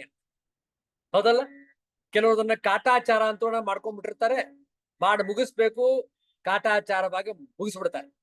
ಅದನ್ನ ಶ್ರದ್ಧೆಯಿಂದ ಮಾಡಬೇಕು ಅನ್ನೋದು ಇಲ್ಲವೇ ಇಲ್ಲ. ಯಾಕೆ? It has become a monotonous practice. ಅಯ್ಯೋ, ಪ್ರತಿ ದಿವಸ ಅದೇ ಮಾಡೋದು. ಹೌದಲ್ಲ? ಸ್ವಲ್ಪ ಸಮಯ ಮಾತ್ರ ಕೊಡ್ತಾರೆ ಧ್ಯಾನಕ್ಕೆ. ಯೋಗ ಮಾಡಿಪ್ಪ, ಸ್ವಲ್ಪ ವ್ಯಾಯಾಮ ಮಾಡಿ, ಪ್ರಾಣಾಯಾಮಗಳನ್ನ ಅಭ್ಯಾಸ ಮಾಡ್ಕೊಳ್ಳಿ, ಮೌನವಾಗೊಂದು 10 ನಿಮಿಷ ಮೌನವಾಗಿ ಕುಳಿತುಕೊಂಡ್ಬಿಡಿ ಸಾಕು. ಇಲ್ವೇ ಇಲ್ಲ. Always under stress. ಅದಲ್ಲ? Always under pressure. ವಿಚಾರ ಮಾಡಿ, ನಮ್ಮ ಅನಾರೋಗ್ಯಕ್ಕೆ ಈ ನಮ್ಮ ಒತ್ತಡಗಳೇ ಕಾರಣ. ಒತ್ತಡ ಯಾತಕ್ಕೆ? ನಾವು ಭಗವಂತನನ್ನು ಕುರಿತು ಅಥವಾ ಭಗವಂತನಿಗಾಗಿ ಸಮಯವನ್ನು ಹೆಚ್ಚು ಕೊಡುವುದಿಲ್ಲ. ಕೊಡ್ತೇವೆ, ಅಲ್ಪ ಸಮಯ. ಹೌದಲ್ಲ? ಒಬ್ರು ಮನೆಗೆ ಹೋಗಿದ್ದು ಇತ್ತೀಚೆಗೆ, ಎಷ್ಟು ಸೊಗಸಾಗಿತ್ತು ಅಂತಂದ್ರೆ, ಎಷ್ಟು ವ್ಯತ್ಯಾಸ ಇದೆ ನೋಡಿ. ಅವರ ಮನೆಯಲ್ಲಿ ವಿಶೇಷವಾಗಿದೆ, ಮಲ್ಲೇಶ್ವರದಲ್ಲಿ ಅವರ ಮನೆ, ಬೆಂಗಳೂರು ಮಹಾನಗರದ ಮಲ್ಲೇಶ್ವರದಲ್ಲಿ ಮನೆ. ಅವರು ಕರೆದಿದ್ರು, ಭಿಕ್ಷೆಗೆ ಹೋಗಿದ್ರು. ಮನೆ ನೋಡ್ತೇವೆ, ದೇವಸ್ಥಾನದ ತರಹ ಇದೆ. ದೇವಸ್ಥಾನವೇ ಮನೆಯ ಒಳಗಡೆ ದೇವಸ್ಥಾನದ ರೀತಿ ಮಾಡಿದ್ದಾರೆ. ಆಮೇಲೆ ಹೇಳಿದ್ರು, ಸ್ವಾಮೀಜಿ, ಇದು ನಮ್ಮ ಮನೆಯ ಮುಖ್ಯ ಅಂಗಣ, ಮುಖ್ಯ ಭಾಗ ಇದೆ. ಇಲ್ಲಿ ಎಲ್ಲರೂ ಕುಳಿತುಕೊಳ್ಳೋದು. ಮತ್ತೆ ನೋಡಿ, ಅಲ್ಲಿ ಸೋಫಾ ಇಲ್ಲ, ಅಲ್ಲಿ ಕೇವಲ ಚಾಪೆ ಮಣೆ ಹಾಕಿರ್ತಾರೆ. ಯಾರಿಗೆ ಕೆಳಗಡೆ ಕೂತ್ಕೊಳ್ಳೋಕೆ ಆಗೋದಿಲ್ಲ ಅವರಿಗೆ ಕುರ್ಚಿ ವ್ಯವಸ್ಥೆ ಮಾಡಿರ್ತಾರೆ, ಆದ್ರೆ ಕೆಳಗೆ ಕುಳಿತುಕೊಳ್ಬೇಕು. ಹಾಗೆ ಮನೆ ನೋಡ್ಕೊಂಡು ಬರೋಣ ಬನ್ನಿ ಅಂತ. ಸರಿ, ತೋರಿಸಿ. ಅಡಿಗೆ ಮನೆ ತೋರಿಸಿದ್ರು, ಅವರು ಮಲಗುವ ಕೋಣೆಯನ್ನು ತೋರಿಸಿದ್ರು, ಎಲ್ಲ ಚಿಕ್ಕ ಚಿಕ್ಕದು. ಆದರೆ ಮುಖ್ಯವಾಗಿ ಎಲ್ಲಿ ಆ ಇಷ್ಟ ದೇವತೆಯ ಮೂರ್ತಿಯನ್ನು ಇಟ್ಟಿದ್ದಾರೆ ಅವರು ವೆಂಕಟೇಶ್ವರನ ಆರಾಧಕರು. ಅದರಿಂದ ತಿರುಪತಿ ಬಾಲಾಜಿ ವೆಂಕಟೇಶನ ಭವ್ಯ ವಿಗ್ರಹವನ್ನು ಇಟ್ಕೊಂಡಿದ್ದಾರೆ. ದೊಡ್ಡ ಹಾಲ್ ಅದು. ಆ ಸಭಾಂಗಣದ ಮುಖ್ಯ ಭಾಗ, ಮನೆಯ ಮುಖ್ಯ ಭಾಗ ಆ ಸಭಾಂಗಣ. ಇನ್ನು ಮಲಗುವ ಕೋಣೆ, ಅಡಿಗೆ ಮನೆ ಎಲ್ಲ ಚಿಕ್ಕ ಚಿಕ್ಕದು, ಶೌಚಾಲಯ ಇತ್ಯಾದಿ ಎಲ್ಲ ಚಿಕ್ಕ ಚಿಕ್ಕ. ಇದು ಮಾತ್ರ ದೊಡ್ಡದು. ನಾನು ಹೇಳುದು ನೋಡಿ, ನಿಮ್ಮ ಮನೆಯಲ್ಲಿ ಒಂದು ವ್ಯತ್ಯಾಸವನ್ನು ನೋಡ್ತಾ ಇದ್ದೇವೆ. ಬಾಕಿ ಎಲ್ಲ ಕೋಣೆಗಳು, ಕೊಠಡಿಗಳು ಚಿಕ್ಕವು. ಆದ್ರೆ ಈ ದೇವರ ಗುಡಿ ಮಾತ್ರ ಬೃಹದಾಕಾರವಾಗಿದೆ. ಉಳಿದ ಮನೆಗಳಲ್ಲಿ ನಾವು ನೋಡೋದು ಹೇಗೆ ಅಂತಂದ್ರೆ, ಅವರು ವಾಸಿಸುವ ಕೋಣೆ, ಅವರ ಡ್ರಾಯಿಂಗ್ ರೂಮ್, ಬೆಡ್ರೂಮ್, ಕಿಚನ್ ಎಲ್ಲ ದೊಡ್ಡ ದೊಡ್ಡದಾಗಿರುತ್ತೆ. ಹಾಗಾದ್ರೆ ದೇವರ ಮನೆ ಚಿಕ್ಕದು, ಇಷ್ಟೇ. ಬಹಳ ಚಿಕ್ಕದು ದೇವರ ಮನೆ ಬಾಕಿ ಮನೆಗಳಲ್ಲಿ. ಆದ್ರೆ ಈ ಮನೆ, ನಾವು ಇತ್ತೀಚೆಗೆ ಹೋಗಿ ಬಂದ್ವು ಒಬ್ಬ ಭಕ್ತರ ಮನೆಗೆ. ಅವರ ಮನೆ ಮಾತ್ರ, ದೇವರ ಗುಡಿ ಮಾತ್ರ ದೊಡ್ಡದು, ಮಿಕ್ಕಿದೆಲ್ಲ ಚಿಕ್ಕ. ನಾವು ಕೇಳಿದ್ವು, ನಿಮಗೆ ಈ ರೀತಿಯಲ್ಲಿ ಮನೆ ಕಟ್ಟುವುದಕ್ಕೆ ಪ್ರೇರಣೆ ಏನು ಅಂತ ಕೇಳಿದ್ವು. ಅವ್ರು ಹೇಳಿದ್ರು, ಸ್ವಾಮೀಜಿ, ನಾವು ಭಗವದ್ಗೀತೆ ಅಧ್ಯಯನ ಮಾಡ್ತೇವೆ, ಭಾಷ್ಯವನ್ನು ಓದ್ತೇವೆ, ನಿತ್ಯ ನಿರಂತರ ಭಜನೆಯನ್ನು ಮಾಡ್ತೇವೆ. ಈ ಇಡೀ ಜಗತ್ತು ಭಗವಂತನ ಮನೆ. ನಾವೇನ್ ಮಾಡ್ತೇವೆ, ಭಗವಂತನ ಕೊಟ್ಟ ಮನೆಯಲ್ಲಿ ಅವನಿಗೋಸ್ಕರ ಚಿಕ್ಕ ಜಾಗವನ್ನು ಮಾಡ್ಬಿಡ್ತೇವೆ, ನಾವು ಮಾತ್ರ ದೊಡ್ಡದಾಗಿರ್ತೇವೆ. ಅದಕ್ಕೆ ನಾವು ತದ್ವಿರುದ್ಧವಾಗಿ ಭಗವಂತನ ಮನೆಯೇ ದೊಡ್ಡದಾಗಿರ್ಬೇಕು, ನಮ್ಮ ವಾಸಿಸುವ ಕೋಣೆ ಚಿಕ್ಕದಾಗಿರ್ಬೇಕು ಅಂತ ಹೇಳಿ ಭಗವಂತನು ಕೊಟ್ಟದ್ದನ್ನು ಅವನಿಗೆ ವಾಪಸ್ಸು ಕೊಡಬೇಕು. ಈ ಒಂದು ಚಿಂತನೆಯಿಂದ ನಾವು ದೇವರ ಗುಡಿಯನ್ನೇ ದೊಡ್ಡದಾಗಿ ಕಟ್ಟಿದ್ದೇವೆ. ಎಲ್ಲ ಕೋಣೆಗಳು ಚಿಕ್ಕವು. ನೋಡಿ, ಅತ್ಯಂತ ಶ್ಲಾಘನೀಯವಾದಂತಹ ಕಾರ್ಯ, ಅನುಕರಣೀಯ ಯೋಗ್ಯ. ವಿಚಾರ ಮಾಡಿ. ಯಾಕೆ? ಮತ್ತೆ ಮತ್ತೆ ನಮ್ಗೆ ಭಗವಂತನ ನೆನಪು ಆಗ್ತಾನೆ ಇರುತ್ತೆ. ಮನೆಗೆ ಹೋದ ಕೂಡಲೇ ಹೊರಗಡೆಯೇ ನಮ್ಮ ಪಾದರಕ್ಷೆಗಳನ್ನು ಹೊರಗಡೆನೆ ಬಿಡಬೇಕು. ಅಲ್ಲೇ ಕೈ ಕಾಲುಗಳನ್ನು ತೊಳೆದುಕೊಂಡು ಬಂದು ಭಗವಂತನ ನಮಸ್ಕರಿಸಿ ನಂತರ ನಮ್ಮ ಮುಂದಿನ ಕಾರ್ಯಗಳು. ನೋಡಿ, ಇದಕ್ಕೆ ಹೇಳೋದು ಅಚಲವಾದ ಪರಮಾತ್ಮನಲ್ಲಿ ಭಕ್ತಿ, ಅವಿಕಂಪ ಯೋಗ. ನೋಡೋಣ 9ನೇ ಶ್ಲೋಕದ ಶಾಂಕರ ಭಾಷ್ಯ. ಕಿಂಚ ಮಚ್ಚಿತ್ತಾಹ ಮಯಿ ಚಿತ್ತಂ ಏಷಾಂತೆ ಮಚ್ಚಿತ್ತಾಹ ಮದ್ಗತ ಪ್ರಾಣಾಹ ಮಾಂ ಗತಾಹ ಪ್ರಾಪ್ತಾಹ ಚಕ್ಷುರಾದಯಃ ಪ್ರಾಣಾಹ ಏಷಾಂತೆ ಮದ್ಗತ ಪ್ರಾಣಾಹ ಮಯಿ ಉಪಸಂಹೃತಕರಣ ಇತ್ಯರ್ಥಃ. ಅಥವಾ ಮದ್ಗತ ಪ್ರಾಣಾಹ ಮದ್ಗತ ಜೀವನಾಹ ಇತ್ಯೇತತ್. ಬೋಧಯಂತಹ ಅವಗಮಯಂತಹ ಪರಸ್ಪರಂ ಅನ್ಯೋನ್ಯಂ ಕಥಯಂತಶ್ಚ ಜ್ಞಾನ ಬಲ ವೀರ್ಯಾದಿ ಧರ್ಮೈಃ ವಿಶಿಷ್ಟಂ ಮಾಂ ತುಷ್ಯಂತಿ ಚ ಪರಿತೋಷಮುಪಯಾಂತಿ ಚ ರಮಂತಿ ಚ ರತಿಂ ಚ ಪ್ರಾಪ್ನುವಂತಿ ಪ್ರಿಯ ಸಂಗತ್ಯಾ ಇವ. ಭಾಷ್ಯಾರ್ಥ ನೋಡಿಕೊಳ್ಳಿ.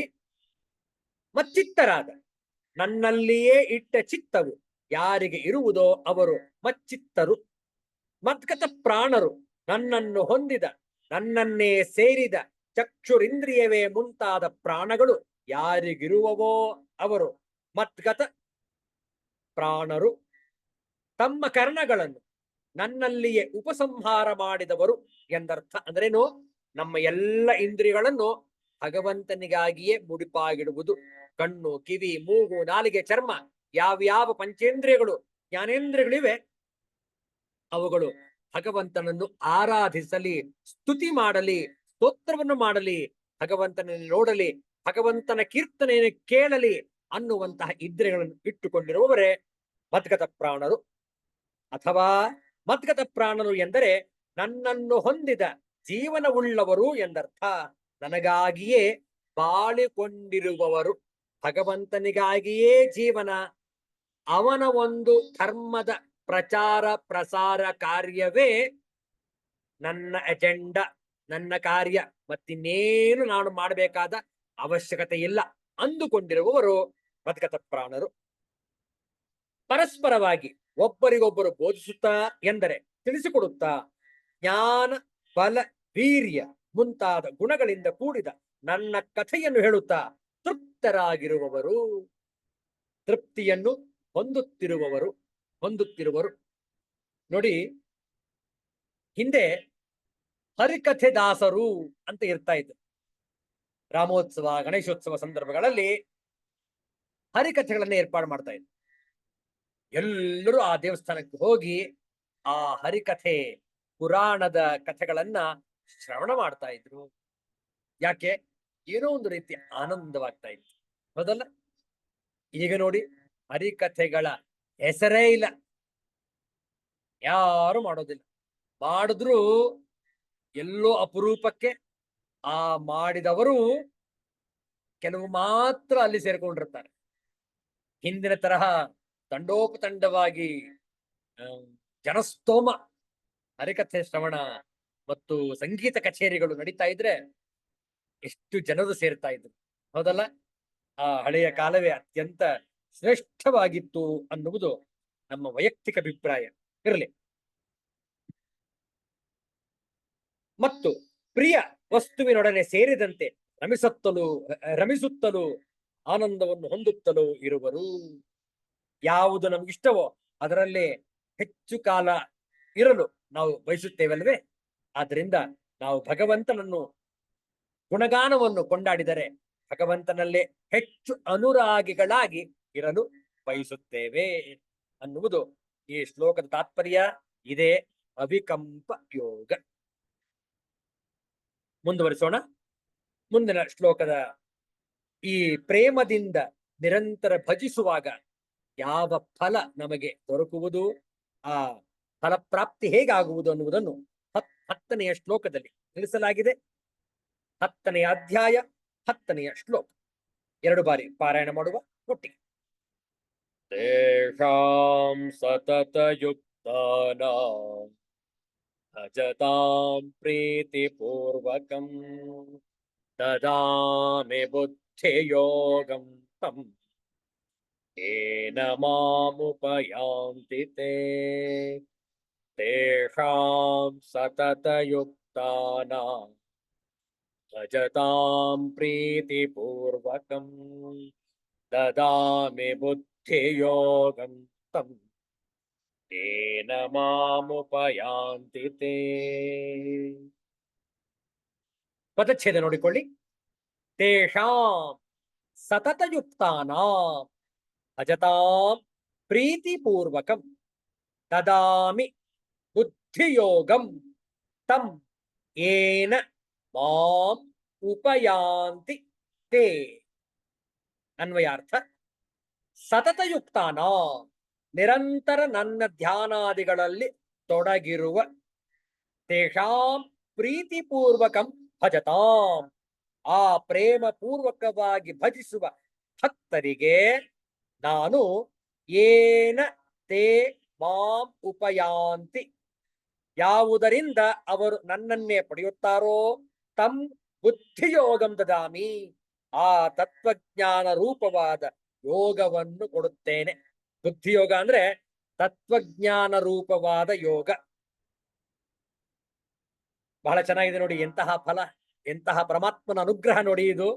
ಯಾರು ಈ ರೀತಿಯಲ್ಲಿ ಸತ್ಕರ್ಮ ಸದ್ಭಾವನೆ ಇಟ್ಕೊಂಡು ಸನ್ಮಾರ್ಗದಲ್ಲಿ ನಡೆಯುತ್ತಾರೋ ಅವರಿಗೆ ಪರಮಾತ್ಮನ ಅನುಗ್ರಹ ಏನು? ಅವರಿಗೆ ಬುದ್ಧಿಯೋಗವನ್ನು ಪರಮಾತ್ಮನೇ ದಯಪಾಲಿಸುತ್ತಾನೆ. ತತ್ವಜ್ಞಾನ ರೂಪವನ್ನು ಅವರಿಗೆ ಮನಗಾಣಲು ಸಹಕರಿಸುತ್ತಾನೆ. ತಾತ್ಪರ್ಯ ನೋಡಿ, ನಿರಂತರವಾಗಿ ನನ್ನ ಧ್ಯಾನಾದಿಗಳಲ್ಲಿ ತೊಡಗಿರುವ ಹಾಗೂ ಪ್ರೇಮದಿಂದ ಭಜಿಸುವ ಭಕ್ತರಿಗೆ ನಾನು ನನ್ನನ್ನು ಪಡೆಯುವಂತಹ ತತ್ವಜ್ಞಾನ ರೂಪ ಯೋಗವನ್ನು ಕರುಣಿಸುತ್ತೇನೆ. ನೋಡಿ, ನಾವು ಪ್ರಯತ್ನವನ್ನು ಮಾಡಬೇಕು. ನಾವು ಪ್ರಯತ್ನ ಮಾಡದೆ ಆಲಸಿಗಳಾಗಿ ಸೋಮಾರಿಗಳಾಗಿದ್ದುಕೊಂಡು ಯಾರೋ ಒಬ್ರು ನನ್ನ ನಡೆಸ್ಲಿ ತಳ್ಳಲಿ ಅಂತಂದ್ರೆ ಯಾರು ಬರುವುದಿಲ್ಲ. ನಮ್ಮ ಜೀವನ ನಮ್ಮ ಕೈಯಲ್ಲಿ ನಾವೇ ನಡೆಯಬೇಕು. ವಿಚಾರ ಮಾಡಿ. ನಾವು ಇನ್ನೊಬ್ಬರ ಆಳಾಗಿರಬಾರದು. We should not be slaves to others. We should become masters of our selves, masters of our sense organs. ಹೌದಲ್ಲ? ನಮ್ಮ ಎಲ್ಲ ಇಂದ್ರಿಯಗಳಿಗೆ ನಾವೇ ಅಧಿಪತಿಗಳಾಗಬೇಕು. ನಾವು ಹೇಳಿದಂತೆ ನಮ್ಮ ಇಂದ್ರಿಯಗಳು ಕೇಳಬೇಕು. ಆಗ ಮಾತ್ರ ಶರೀರ ಸ್ವಚ್ಛ ಸ್ವಸ್ಥ. ಹೌದಲ್ಲ? ಸ್ವಚ್ಛವಾಗಿರುವವರೇ ಸ್ವಸ್ಥರಾಗಿರುವವರು. ಆಲಸಿಗಳಲ್ಲ ಅವರು. ಪರಿಶ್ರಮವನ್ನು ವಹಿಸುವವರು. ನಿರಂತರ ಪರಿಶ್ರಮ, ಆಶ್ರಮ, ಆಜೀವನ ಪರ್ಯಂತಂ ಶ್ರಮತಿ ಇತ್ಯರ್ಥ. ಅವರು ಸಾಧಕರು ಸ್ವಾಮಿ. ಆಲಸಿಗಳಿಗೆ ಯಾವುದೇ ಅನುಗ್ರಹ ಇಲ್ಲ, ಯಾವುದೇ ಯೋಗ ಇಲ್ಲ. ಹೌದಲ್ಲ? ಅವ್ರದೆಲ್ಲ ಬರೀ ಕುಯೋಗ ಅಷ್ಟೇ. ಹೇಳಬಾರ್ದನ್ನು ಹೇಳಿಕೊಂಡು, ನೋಡ್ಬಾರ್ದನ್ನು ನೋಡ್ಕೊಂಡು, ಮಾಡಬಾರ್ದನ್ನು ಮಾಡಿಕೊಂಡು ವ್ಯರ್ಥವಾದಂತಹ ಜೀವನ ಅವರು. ಹೌದಲ್ಲ? ಅಂತಹವರ ಬಗ್ಗೆ ನಮಗೆ ಬಹಳ ಕರುಣೆ ಇದೆ, ವ್ಯಥೆ ಇದೆ. ಯಾಕೆ ಹೀಗಿವರು? ಯಾಕೆ ಇವರು ಕೂಡ ಶುದ್ಧವಾದಂತಹ ಆಚರಣೆಯನ್ನು ಯಾಕೆ ಮಾಡಬಾರದು? ವಿಚಾರ ಮಾಡಿ. ಅವರು ಮಾಡೋದಿಲ್ಲ, ಆದ್ರಿಂದ ಅವರಿಗೆ ಪರಮಾತ್ಮನ ಅನುಗ್ರಹವಾಗೋದು. ಪರಮಾತ್ಮ ಏನ್ ಹೇಳ್ತಾ ಇದ್ದೇನೆ ಇಲ್ಲಿ? ಯಾರು ನಿತ್ಯ ನಿರಂತರವಾಗಿ ಭಜಿಸುವರೋ ಅವರಿಗೆ ನಾನು ಬುದ್ಧಿಯೋಗವನ್ನು ಕರುಣಿಸುತ್ತೇನೆ, ತತ್ವಜ್ಞಾನ ರೂಪವಾದ ಯೋಗವನ್ನು ಅವರಿಗೆ ದಯಪಾಲಿಸುತ್ತೇನೆ. ಯಾರಿಗೆ ಈ ತತ್ವಜ್ಞಾನ ರೂಪವಾದ ಯೋಗ ಅನುಗ್ರಹವಾಗುತ್ತೆ, ವಿಚಾರ ಮಾಡಿ, ನಮ್ಮ ಮಾತನ್ನು ನಂಬಿ ಅವರು ಯಾವತ್ತೂ ಕೂಡ ಸಂತೋಷವಾಗಿ ಇರುತ್ತಾರೆ, ಆರೋಗ್ಯವಾಗಿರುತ್ತಾರೆ. ಅದೇ ಬೇಕು ನೋಡಿ ನಮ್ಗೆ. Being content is very much required for the entire Mankind. ಸಮಸ್ತ ಮಾನವ ಕುಲಕ್ಕೆ ಆ ನೆಮ್ಮದಿಯ ತೃಪ್ತಿ ಬೇಕಾಗಿದೆ. ಅದರ ಕೊರತೆ ಇದೆ ಇವತ್ತು. ಈಗಿನ ಕಾಲದಲ್ಲಿ ಆ ನೆಮ್ಮದಿಯ ಕೊರತೆ ಇದೆ. ದುಡ್ಡಿದೆ, ದುಡ್ಡಿನ ಬಗ್ಗೆ ಯಾರಿಗೂ ಏನು ಮೋಸ ಇಲ್ಲ. ಪ್ರತಿಯೊಬ್ಬರ ಹತ್ರನು ಕೂಡ ಎಷ್ಟು ಬೇಕೋ ಸಾಕಷ್ಟಿದೆ. ಯಾರು ಬಡವರಿಲ್ಲ ಈಗ. ಹಿಂದಿನ ಕಾಲದ ಹಾಗೆ ಬಡವರು ಅಂತ ಇಲ್ವೇ ಇಲ್ಲ. ಎಲ್ಲರ ಕೈಯಲ್ಲೂ ಅತ್ಯಲ್ಪ ರೊಕ್ಕವಾದರೂ ಸರಿ ಇದ್ದೇ ಇದೆ. ಹೌದಲ್ಲ? ಹಣ ಇದ್ದೇ ಇದೆ. ಕೊರತೆ ಏನು ಅಂದ್ರೆ ಆರೋಗ್ಯದ ಕೊರತೆ. ಕೊರತೆ ಯಾವುದರಲ್ಲಿ? ನೆಮ್ಮದಿಯ ಕೊರತೆ, ಸಂಬಂಧಗಳ ಬಾಂಧವ್ಯದ ಕೊರತೆ. ಮನೆಯಲ್ಲೇ ಒಬ್ರಿಗೊಬ್ರು ನೋಡೋದೇ ಇಲ್ಲ, ಮಾತಾಡೋದೇ ಇಲ್ಲ. ಹೌದಲ್ಲ? ಎಷ್ಟು ವಿಚಿತ್ರ ನೋಡಿ. ಮನೆಯಲ್ಲೇ ಇರ್ತಾರೆ. ಮಹಡಿ ಮೇಲೆ ಒಬ್ರು, ಕೆಳಗಿನ ಮನೇಲಿ ಒಬ್ರು, ಮಧ್ಯದಲ್ಲಿ ಒಬ್ರು, ಎಲ್ಲಾ ಕಡೆನೂ ಇರ್ತಾರೆ. ಅಲ್ಲಲ್ಲೇ ಹತ್ತತ್ರನೇ ಇರ್ತಾರೆ. ಇಲ್ಲೇ ಪಕ್ಕದ ರಸ್ತೆಲೇ ಇರ್ತಾರೆ. ಭೇಟಿನೇ ಮಾಡೋದು. ಯಾಕೆ? ಅಯ್ಯೋ ಪುರುಸೊತ್ತೇ ಇಲ್ಲ. ವಿಚಾರ ಮಾಡಿ. ನಮ್ಮ ಬಾಂಧವರು ಆ ಸಂಬಂಧವನ್ನು ಗಟ್ಟಿಗೊಳಿಸಬೇಕು, ಪರಮಾತ್ಮನನ್ನು ಅವರಲ್ಲಿ ನೋಡಬೇಕು. ವಿಚಾರ ಮಾಡಿ. ಇದು ಅವಿಕಂಪ ಯೋಗ, ಪರಮಾತ್ಮನ ಅನುಗ್ರಹ, ಈ ತತ್ವಜ್ಞಾನ ರೂಪವಾದಂತಹ ಈ ಬುದ್ಧಿಯೋಗ. ನೋಡೋಣ ಶಾಂಕರ ಭಾಷ್ಯ, 10ನೆಯ ಶ್ಲೋಕದ ಶಾಂಕರ ಭಾಷ್ಯ ಬಹಳ ಸೊಗಸಾಗಿದೆ. ತೇಷಾಂ ಸತತಯುಕ್ತಾನಾಂ ನಿತ್ಯಾಭಿಯುಕ್ತಾನಾಂ ನಿವೃತ್ತ ಸರ್ವ ಬಾಹ್ಯೈಷಣಾನಾಂ ಭಜತಾಂ ಸೇವಮಾನಾನಾಂ ಕಿಂ ಅರ್ಥಿತ್ವಾದಿನ ಕಾರಣೇನ ನ ಇತ್ಯಾಹ ಪ್ರೀತಿಪೂರ್ವಕಂ. ಪ್ರೀತಿ ಸ್ನೇಹ ತತ್ಪೂರ್ವಕಂ ಮಾಂ ಭಜತಾಂ ಇತ್ಯರ್ಥಃ. ದದಾಮಿ ಪ್ರಯಚ್ಛಾಮಿ ಬುದ್ಧಿಯೋಗಂ. ಬುದ್ಧಿ ಸಮ್ಯಕ್ ದರ್ಶನಂ ಮತ್ತತ್ ತತ್ವ ವಿಷಯಂ ತೇನ ಯೋಗ ಬುದ್ಧಿಯೋಗ ತಂ ಬುದ್ಧಿಯೋಗಂ ಏನ ಬುದ್ಧಿಯೋಗೇನ ಸಮ್ಯಕ್ ದರ್ಶನ ಲಕ್ಷಣೇನ ಮಾಂ ಪರಮೇಶ್ವರಂ ಆತ್ಮಭೂತಂ ಆತ್ಮತ್ವೇನ ಉಪಯಾಂತಿ ಪ್ರತಿಪದ್ಯಂತೆ ಕೇತೆ ಏ ಮಚ್ಚಿತ್ತತ್ವಾದಿ ಪ್ರಕಾರೈಃ ಮಾಂ ಭಜಂತೆ. ಭಾಷ್ಯಾರ್ಥ ನೋಡಿಕೊಳ್ಳಿ. ಸತತಯುಕ್ತರಾಗಿ ಯಾವಾಗಲೂ ಮನಸ್ಸನ್ನು ನನ್ನಲ್ಲಿಯೇ ನಿಲ್ಲಿಸಿಕೊಂಡು ಹೊರಗಿನ ಏಷಣೆಗಳನ್ನೆಲ್ಲ ತೊರೆದು, ಏಷಣ ಅಂದ್ರೆ ಬಯಕೆ, ಆಸೆ ಇತ್ಯಾದಿ ಏಷಣಗಳನ್ನೆಲ್ಲ ತೊರೆದು ನನ್ನನ್ನೇ ಭಜಿಸುತ್ತಿರುವ, ಸೇವಿಸುತ್ತಿರುವ ಅವರಿಗೆ ಆರ್ಥಿತ್ವವೇ ಮುಂತಾದ ಕಾರಣದಿಂದ ಭಜಿಸುತ್ತಿರುವರಿಗೇನು ಎಂದರೆ ಹಾಗಲ್ಲ ಎನ್ನುತ್ತಾನೆ. ಪ್ರೀತಿಪೂರ್ವಕವಾಗಿ, ಪ್ರೀತಿ ಎಂದರೆ ಪ್ರೇಮವು ಅದರಿಂದ ಒಡಗೂಡಿ ನನ್ನನ್ನು ಭಜಿಸುತ್ತಿರುವ ಅವರಿಗೆ ಎಂದರ್ಥ. ಅವರಿಗೆ ಬುದ್ಧಿಯೋಗವನ್ನು, ಬುದ್ಧಿ ಎಂದರೆ ನನ್ನ ತತ್ವದ ವಿಷಯವಾದ ಸಮ್ಯಕ್ ದರ್ಶನವು, ಅದರ ಸಂಬಂಧವು ಯೋಗವು, ಆ ಬುದ್ಧಿಯೋಗವನ್ನು ಕೊಡುವೆನು, ಈವೆನು. ಆ ಸಮ್ಯಕ್ ದರ್ಶನವೆಂಬ ಯೋಗದಿಂದ ತಮ್ಮ ಆತ್ಮನಾಗಿರುವ ಪರಮೇಶ್ವರನಾದ ನನ್ನನ್ನು ತಮ್ಮ ಆತ್ಮನೆಂದು ಸೇರುವರು ಎಂದರೆ ಅರಿತುಕೊಳ್ಳುವರು. ಅವರು ಯಾರು ಎಂದರೆ ಯಾರು ಮಚ್ಚಿತ್ತರಾಗಿರುವರೇ ಮುಂತಾದ ಪ್ರಕಾರಗಳಿಂದ ನನ್ನನ್ನೇ ಭಜಿಸುವರೋ ಅವರು ಈ ಪರಮ ಭಕ್ತರು. ಅವರಿಗೆ ಈ ಬುದ್ಧಿಯೋಗ ದೊರಕುವುದು. ಬಹಳ ಸೊಗಸಾಗಿದೆ. ಮುಂದಿನ ಶ್ಲೋಕಕ್ಕೆ ಮುನ್ನ ಅವತರಣಿಕಾ ಭಾಷ್ಯವನ್ನು ಬರೀತಾರೆ ಆಚಾರ್ಯ ಶಂಕರ್. ಹೇಳ್ತಾರೆ ನೋಡಿ, ಕಿಮರ್ಥಂ ಕಸ್ಯವ ತ್ವತ್ಪ್ರಾಪ್ತಿ ಪ್ರತಿಬಂಧ ಹೇತೋ ನಾಶಕಂ ಬುದ್ಧಿಯೋಗಂ ತೇಷಾಂ ತದ್ಭಕ್ತಾನಾಂ ದದಾಸಿ ಇತ್ಯಪೇಕ್ಷಾಯಾಂ. ಆಹಾ, ಸೊಗಸಾಗಿದೆ ನೋಡಿ. ಒಂದು ಪ್ರಶ್ನೆಯನ್ನು ಮಾಡ್ತಾ ಇದ್ದಾರೆ ಆಚಾರ್ಯ ಶಂಕರರು. ಆ ನಿನ್ನ ಭಕ್ತರಿಗೆ ಏತಕ್ಕೆ ಬುದ್ಧಿಯೋಗವನ್ನು ಕೊಡುತ್ತೀಯೇ? ಅಥವಾ ನಿನ್ನನ್ನು ಹೊಂದುವುದಕ್ಕೆ ಅಡ್ಡಿಯಾಗಿರುವ ಯಾವ ಕಾರಣವನ್ನು ನಾಶ ಮಾಡುವ ಬುದ್ಧಿಯೋಗವನ್ನು ಕೊಡುತ್ತೀಯೇ ಎಂದು ಕೇಳಿದರೆ ಅದಕ್ಕೆ ಭಗವಂತನು ಹೇಳುತ್ತಾನೆ ನೋಡಿ. 11ನೆಯ ಶ್ಲೋಕ 2 ಬಾರಿ ಪಾರಾಯಣ ಮಾಡುವ ಒಟ್ಟಿಗೆ. ತೇಷಾಮೇವಾನುಕಂಪಾರ್ಥಂ ಅಹಮಜ್ಞಾನಜಂ ತಮಃ ನಾಶಯಾಮ್ಯಾತ್ಮಭಾವಸ್ಥಃ ಜ್ಞಾನದೀಪೇನ ಭಾಸ್ವತಾ. ತೇಷಾಮೇವಾನುಕಂಪಾರ್ಥಂ ಅಹಮಜ್ಞಾನಜಂ ತಮಃ ನಾಶಯಾಮ್ಯಾತ್ಮಭಾವಸ್ಥಃ ಜ್ಞಾನದೀಪೇನ ಭಾಸ್ವತಾ. ಪದಚ್ಛೇದ ನೋಡಿಕೊಳ್ಳಿ. ತೇಷಾಂ ಏವ ಅನುಕಂಪಾರ್ಥಂ ಅಹಂ ಅಜ್ಞಾನಜಂ ತಮಃ ನಾಶಯಾಮಿ ಆತ್ಮಭಾವಸ್ಥಃ ಜ್ಞಾನದೀಪೇನ ಭಾಸ್ವತಾ.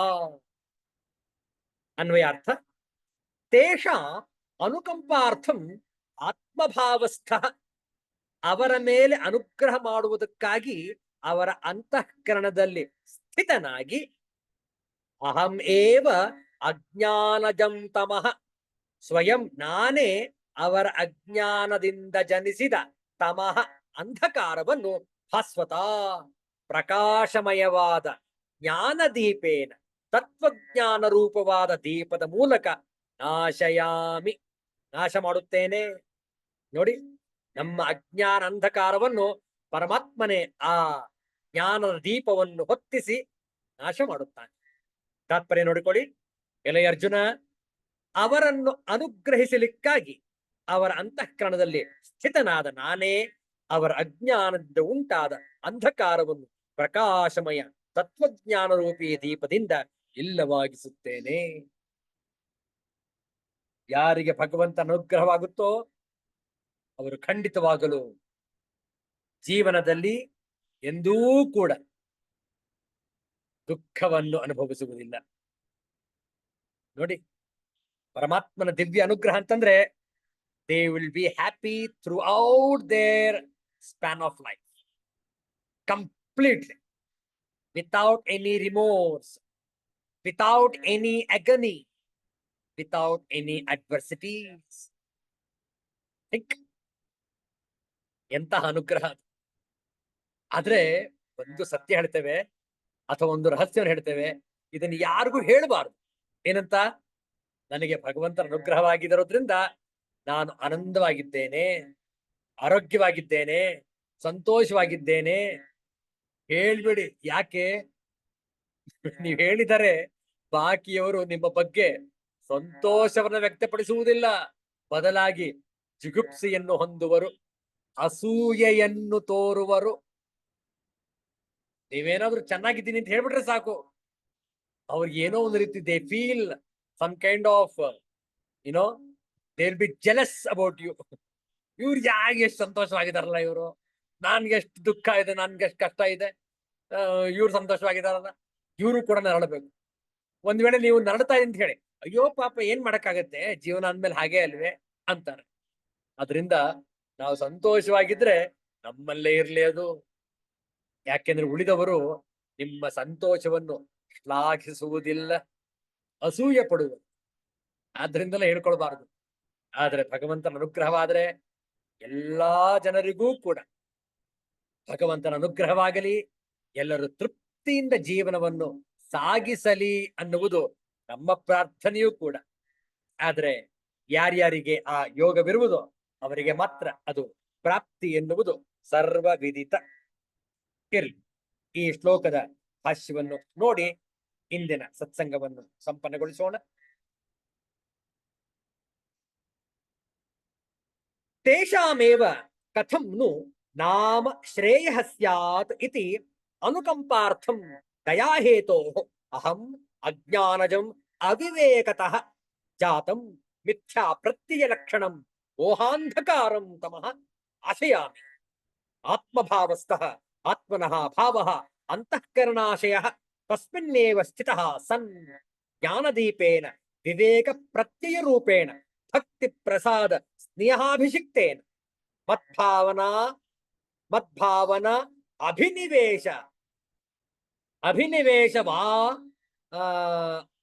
ಅಭಿನಿವೇಶವಾತೇರಿತೇನ ಬ್ರಹ್ಮಚರ್ಯಾದಿ ಸಾಧನ ಸಂಸ್ಕಾರವತ್ ಪ್ರಜ್ಞಾವರ್ತಿನ ವಿರಕ್ತಾಂತಃಕರಣಾಧಾರೇಣ ವಿಷಯ ವ್ಯಾವೃತ್ತ ಚಿತ್ತ ರಾಗ ದ್ವೇಷ ಕಲುಷಿತ ನಿವಾತಾಪವರಗಸ್ಥೇನ.